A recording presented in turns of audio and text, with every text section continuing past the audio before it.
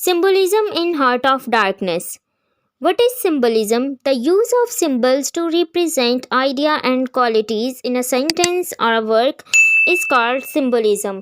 जब हम किसी भी वर्क में अपने आइडिया को रिप्रेजेंट करने के लिए डिफरेंट चीज़ों का इस्तेमाल करते हैं जिनको हम सिंबल्स के तौर पर बताते हैं अपना हिडन मीनिंग एक्सप्रेस करने के लिए, इसको हम सिंबल्स कहते हैं।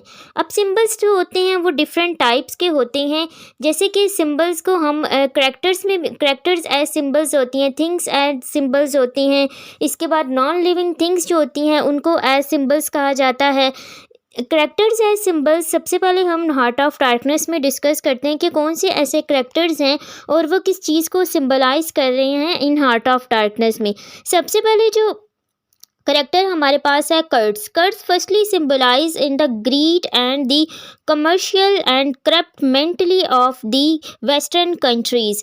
मेंटालिटी को जो कर्ट्स हैं, मिस्टर कर्ट्स सेंट्रल करैक्टर हैं और ये फर्स्ट जो सिंबलाइज करते हैं एक इंसान की ग्रीडी नेचर को, जो कि उसकी मेंटालिटी इन्होंने दिखाई है वेस्टर्न कंट्रीज़ की जो मेंटालिटी है करप्ट और ग्रीडी नेचर की, इसको एक्सप्रेस करते हैं। सेकेंडली ये मिस्टर कर्ट्स जो हैं ये सिंबलाइज करते हैं, symbolises the white man's love for power, यानी कि जो एक वाइट मैन कौन होते हैं, वाइट एंड ब्लैक का जो क्लैश इस नावल में हमें दिखाया है।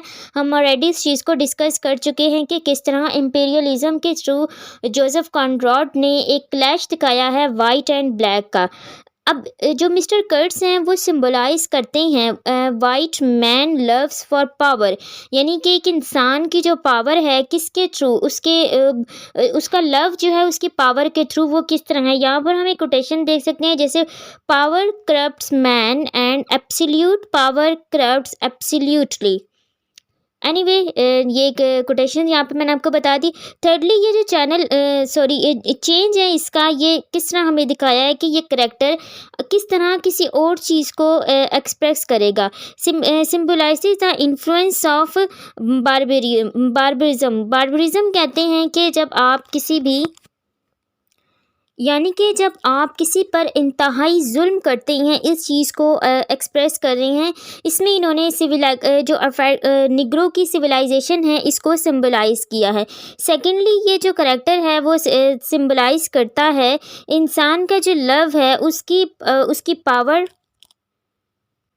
पावर नेचर पर, यानी कि इस करैक्टर के थ्रू हमें ये दिखाया है कि सोसाइटी में कोई भी चेक एंड बैलेंस नहीं है।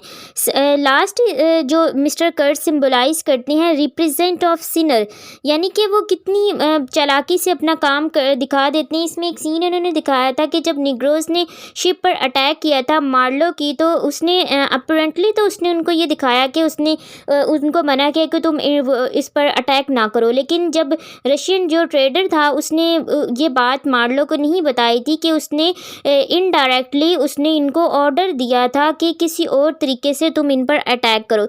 यानी कि यहाँ पर मिस्टर कर्ट्स का जो एक करैक्टर दिखाया वो एक ऐसा कॉम्प्लेक्स करैक्टर है कि आप इसको किस तरह अंडरस्टैंड कर सकते हैं कि एक तरफ तो निग्रोज के लिए वो काम करता है और दूसरा आयरॉनिकली वो अपने लिए भी काम कर रहा है, इसी तरह वो अपनी कंपनी के लिए भी फेवरेट है और वहाँ के लोगों के लिए भी जिसको वो एक गॉड की हैसियत देखते हैं। तो यही चीज़ जो है कि वो अपनी आइवरी इकट्ठी, सबसे ज़्यादा ये शख्स यहाँ पर आइवरी इकट्ठी किया करता था और सबसे ज़्यादा ही लोग इसको पसंद करते थे। वो क्यों? यानी इसने अपनी एक ऐसी रेपुटेशन बनाई थी यहाँ पर।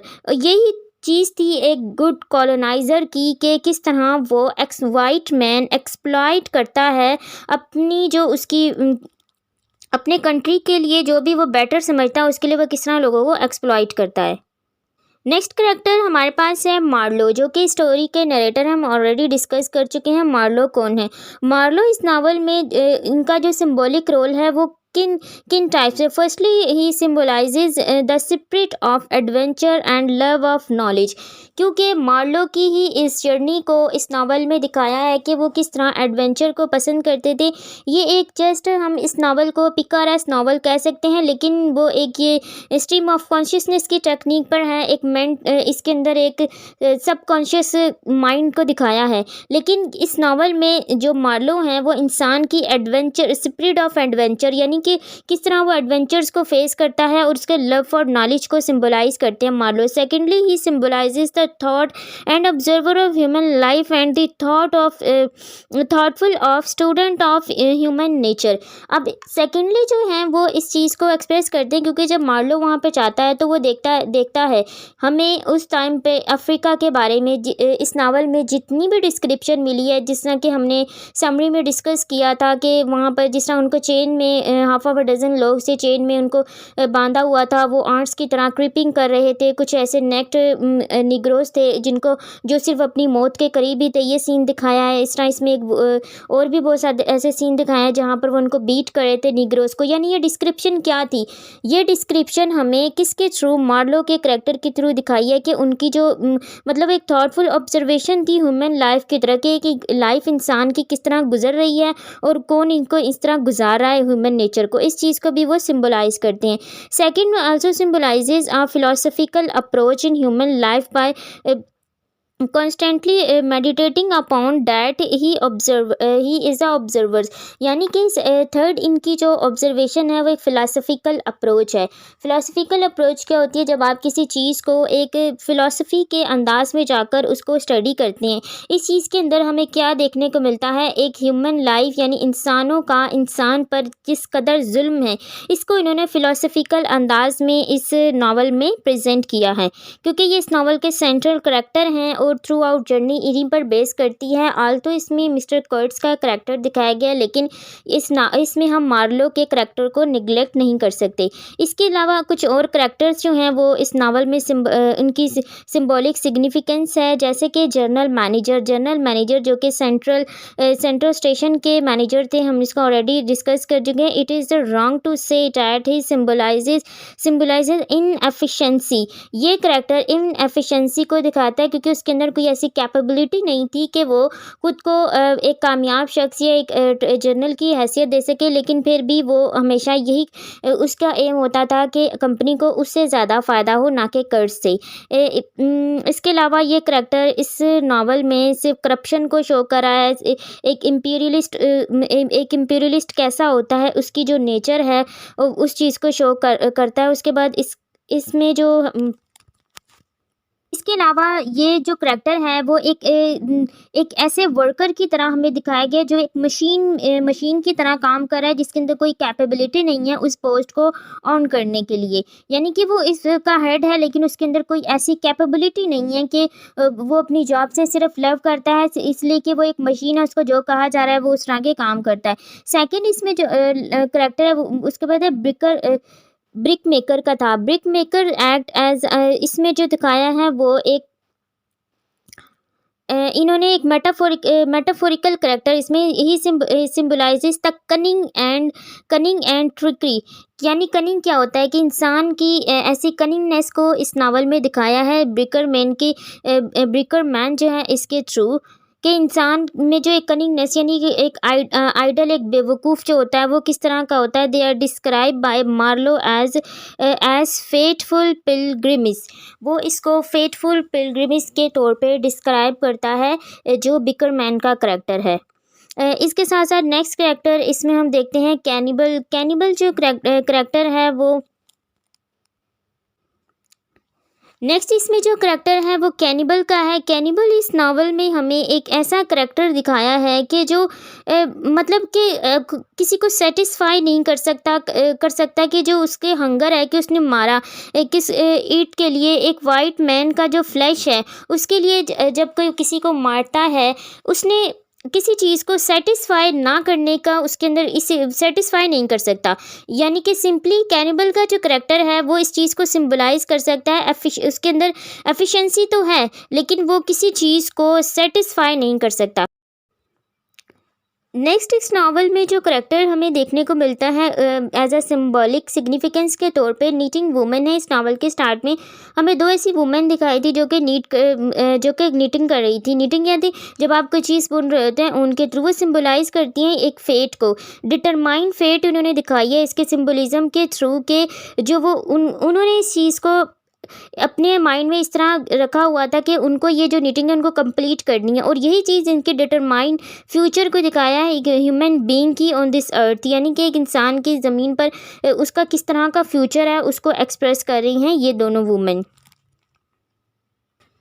इसके बाद मिस्टर कर्ट्स की जो फियांसी थी वो सिंबलाइज करती हैं लॉयल्टी को, but her loyalty is that of an innocent, यानी कि जो मिस्टर कर्ट्स की मिस्ट्रेस थी, इनकी फियांसी थी, वो किस चीज़ को सिंबलाइज करती हैं, एक लॉयल्टी, क्योंकि वो उनके लिए इस हद तक लॉयल थी कि आफ्टर हिज डेथ वो उनके लिए उनके उस शख्स से मिलने गई जो कि लास्ट टाइम उनसे मिले थे, उनकी डेथ पर। नेक्स्ट जो हमारे पास करेक्टर है जो कि सिंबलाइज करता है एक रशियन ट्रेडर थे। रशियन ट्रेडर को हम ऑलरेडी डिस्कस कर चुके हैं, इनका इसमें क्या रोल था, वो इस चीज़ को सिंबलाइज कर रही हैं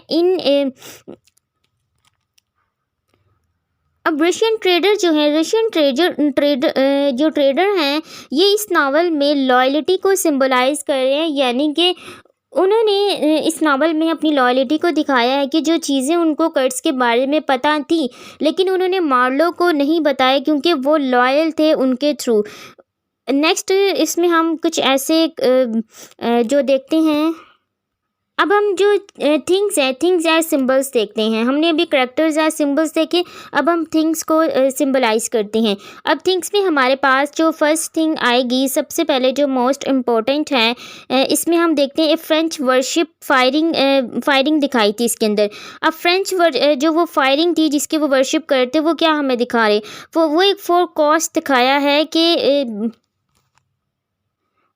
ये जो फ्रेंच वर्शिप इसके अंदर दिखाई थी, जिन्होंने एक रॉक को विदाउट एनी पर्पस ब्लास्ट से इन्होंने उसको मतलब इन्होंने उसको कर दिया था, एक गन पाउडर के थ्रू उन्होंने उसको तबाह किया। अब ये किस चीज़ को सिंबलाइज कर रहा था, ये सिंबलाइज कर रहा था उनकी सेंस ऑफ फ्यूटिलिटी को, यानी कि विदाउट एनी रीज़न उन्होंने उसको ख़राब किया। इसके बाद आइवरी मोस्ट इम्पॉर्टेंट है क्योंकि इस नावल में हमें आइवरी के बारे में दिखाया, क्योंकि आइवरी को ही वो एक्सपोर्ट कर यहाँ से ले जाने के लिए आए थे। अब आइवरी सिंबलाइज करता है एक वाइट मैन की ग्रीडी नेचर को, क्योंकि आइवरी ही वो रीज़न थी, वो सोर्स था जिसकी वजह से ये सब यहाँ पर इकट्ठा थे। अब नेक्स्ट हम एक सिचुएशन को सिंबॉलिक सिग्निफिकेंस के तौर पर देखते हैं, जिसमें एक हमें सीन दिखाया गया है कि कुछ वर्कर्स हैं जो ओवरवर्कड होने की वजह से मर रहे हैं स्टारवेशन की वजह से। यहाँ पर हमें कॉलोनाइज़र के उनका एक इम्पीरियलिस्ट इफेक्ट दिखाई देता है कि जो नेटिव्स हैं वो किसी भी किस्म की सिंपैथी हासिल करने के काबिल नहीं है और वो किस तरह स्लोली जो है वो मर रहे हैं। यहाँ पर इन्होंने इस चीज़ को इम्पीरियलिज्म को दिखाया है। नेक्स्ट इसके बाद एक और जो थिंग एंड सिम्बल्स हम डिस्कस कर रहे हैं, चेन गैंग कौन था, हमने ऑलरेडी समरी में डिस्कस किया है कि हाफ ऑफ द डजन कुछ लोग थे, नेटिव्स थे, जिनको चेन कॉलर और चेन के साथ उन्होंने इस तरह उनको पहनाया हुआ था कि जैसे कि वो उनके ड्रेस अप किया गया है। और वो किस चीज़ को सिंबलाइज कर रहा है, वाइट मैन जो हैं वो किस तरह एक्सप्लॉइट कर रहे हैं, इनकी इग्नोरेंट बैकवर्डनेस कुछ दिखा रहा है, ना कि ये बैकवर्डनेस नेटिव लोगों की बल्कि उनकी बैकवर्डनेस को दिखा रहा है कि किस तरह वो इतने पढ़े लिखे होने के बावजूद वो कुछ नेटिव्स लोगों को किस तरह इन्होंने एक जानवरों से भी बदतर उनके साथ सलूक किया कि उनको चेन में इस तरह कैद किया। और ये चीज़ स्लेवरी के साथ इसको हम सिंबॉलिक सिग्निफिकेंस के साथ जोड़ सकते हैं। इसके साथ नेक्स्ट अगर हम देखें, जो यहाँ पर हमें चीज़ें दिखाई गई हैं कि कौन कौन सी चीज़ों से उनको जोड़ा गया था, जैसे कि उनको नॉक्ड किया गया था रॉप से उनको बांधा गया था और आयरन कॉलर था उनका, जो उनकी नेक के अराउंड उन्होंने उसको लगाया हुआ था, जिससे कि उनको चेन की मानिंद उन्होंने जोड़ा हुआ था। तो ये चीज़ें किस चीज़ को सिंबलाइज़ करती हैं, ये चीज़ें सिंबलाइज़ कर रही हैं कि जो एक वो रॉब है और वो आयरन चेन है, कि यही सब वो चीज़ें हैं, वही रीज़न है जिसकी वजह से जो कॉलोनाइजर्स हैं वो लोगों को कॉलोनाइज्ड कर रही हैं। यानी कि ये सब चीज़ें ये एज अ टूल इस्तेमाल होंगी किसी भी पोस्ट कॉलोनियल वर्क को एनालाइज करने के लिए, कि वहाँ पर आपको स्लेवरी के अंदर रॉब्स, इस तरह की चीज़ें, चेन, आयरन, यहाँ पर चीज़ें देखने को मिलती हैं कि यही सब वो टूल्स थे जो वो लोगों को अपने साथ यानी अपना स्लेव बनाने के लिए यूज़ कर रहे थे। इसके साथ साथ आपको जो सिंबॉलिक सिग्निफिकेंस इन्होंने दिखाई है किसकी, नेचुरल सीन की, क्योंकि ये जो नावल है ये कॉन्गो रिवर पर बेस करता है। अब यहाँ पर हम डिस्कस करते हैं के जो वुड्स हैं वहाँ पर वुड्स दिखाए हैं, जंगल दिखाए हैं उन्होंने, वहाँ पर ट्रीज़ इन्होंने दिखाए हैं, मिस्ट्री उन्होंने हॉरर दिखाया है, क्योंकि लास्ट वर्ड भी कर्ट्स के हॉरर टू हॉरर ही थे, यानी कि एक डार्कनेस दिखाई है जंगल की। इस तरह की पिक्चर्स इन्होंने दिखाई है। डांस दिखाया है, वो जो वहाँ पर फॉरेस्ट में लोग म्यूज़िक बजाते हैं लेकिन वो नज़र नहीं आते। ये सब चीज़ें क्या हैं, ये किस चीज़ को सिम्बलाइज़ कर रही हैं? ये सब चीज़ें हमारी डार्कनेस को शो कर रही हैं, यानी एक नेचुरल सीन की डार्क इफ़ेक्ट को किस तरह एक्सप्रेस किया है जोसेफ कॉनरैड ने इन चीज़ों के थ्रू। जैसे कि एक नावल है टेस ऑफ द डर्बलविज, उसके अंदर भी जो थॉमस हार्डी हैं वो नेचर को एज अ पेसिमिस्टिक वे में लेते हैं कि नेचर को हम देखकर हम उससे खुशी महसूस करते हैं, लेकिन यहाँ उस नावल में भी वो ऐसा करते हैं कि जो नेचुरल सीन है वो एक ह्यूमन माइंड की तरह हमारी जो सिचुएशन है उसके साथ किस तरह रिलेट कर रहे हैं, उस चीज़ को उसके साथ उन्होंने एक्सप्रेस किया है। इन दी सेम केस इस नावल में भी जो जोसेफ कॉनरैड हैं उन्होंने जैसे ये फॉरेस्ट दिखाया है, जंगल की डार्कनेस दिखाई है, लोगों डार्क कलर दिखाया है, एक रॉब दिखाई है, किस तरह उनको बांधा हुआ है, ट्रीज़ दिखाए हैं। ये सब चीज़ें किस चीज़ को सिम्बलाइज़ कर रहा है, कॉलोनाइजर्स को सिम्बलाइज़ कर रहा है। देन इसके पास हमारे पास जो मोस्ट इम्पॉर्टेंट सिंबल है थिंग्स चीज़ों में, वो हमारे पास है रिवर। रिवर किस चीज़ को सिम्बलाइज़ करता है? रिवर सिम्बलाइज़ करता है एक dead like a snake. Congo as a river है जो कि एक ऐसा डार्क इफ़ेक्ट दिखाया है एक ह्यूमन माइंड का, और उसकी डार्कनेस को उन्होंने एक डेड के साथ कंपेयर किया है। इस नावल की एक लाइन है, and the river was there fascinating deadly like a snake, यानी कि वो कॉन्गो को एक स्नेक के साथ कंपेयर कर रहे हैं कि ऐसे ख़तरनाक स्नेक के साथ जो सब चीज़ें अपने अंदर निगल लेता है। इसी तरह ये कॉन्गो जो है वो कॉन्गो रिवर है, वो नेटिव लोगों की ज़िंदगियों को और उनकी ज़िंदगी से जुड़े हर एक एस्पेक्ट्स को अपने साथ निगल गया है। इस चीज़ को इसके अंदर, इसके साथ साथ एक ब्राज़ील जो सिम्बलाइज़ कर रहा है वो क्या है, इनर करप्शन को दिखा रहा है। किस चीज़ की? जो वहाँ पर एजेंसीज़ थी जो वो इकट्ठा करने आई थी आइवरी, उस चीज़ को सिम्बलाइज़ कर रहा है। इसके बाद फाइनली जो मार्लो की होल जर्नी है, मार्लो होल जर्नी यानी कि जर्नी ओवरऑल, ये जो जर्नी है वो किस चीज़ को सिम्बलाइज़ कर रही है? ये जर्नी काफ़ी मीनिंग्स रखती है इस नावल में कि एक तो हम इसका अगर लिटरल मीनिंग देखें तो वो एक इंसान की सब कॉन्शियसनेस को बता रहे हैं, क्योंकि सिगमंड फ्राइड का एक कॉन्सेप्ट था conscious, subconscious and unconscious. Conscious वो जो हम जिसमें हम फुली अवेयर होते हैं कि आप कुछ सुन रहे हैं और आपको अभी इस टाइम पर जो कुछ समझ आ रहा है वो आपका कॉन्शियस है। और सबकॉन्शियस वो होता है कि जो आपको चीज़ें याद होती हैं लेकिन आप उसको कॉन्शियस में तब लाते हैं जब आपको उनकी चीज़ की ज़रूरत होती है। और अनकॉन्शियस हमारी लाइफ का, हमारे माइंड का वो पार्ट होता है कि जो हमारी लाइफ पे बिल्कुल भी इफ़ेक्ट नहीं होता, लेकिन इनडायरेक्टली वो हमारे माइंड में इंजेक्ट होता रहता है हमारे बाय बर्थ, यानी बर्थ से लेकर एंड तक आपके माइंड में जितनी भी ऐसी चीज़ें इंजेक्ट हैं आपको उनकी ज़रूरत है ये नहीं है, लेकिन वो आपके माइंड में इस तरह स्टोर हो जाती हैं कि कभी भी वो या ब्रूटल अंदाज में कभी भी आपके सामने आ सकती है, जो कि आपको एक वहशी या एक ऐसा इंसान बनाने में आपको हेल्प देती है कि जो इंसान को इंसानियत के दर्जे से बिल्कुल ही ख़त्म कर देते हैं। इसको सिगमंड फ्राइड ने अनकॉन्शियस का नाम दिया है।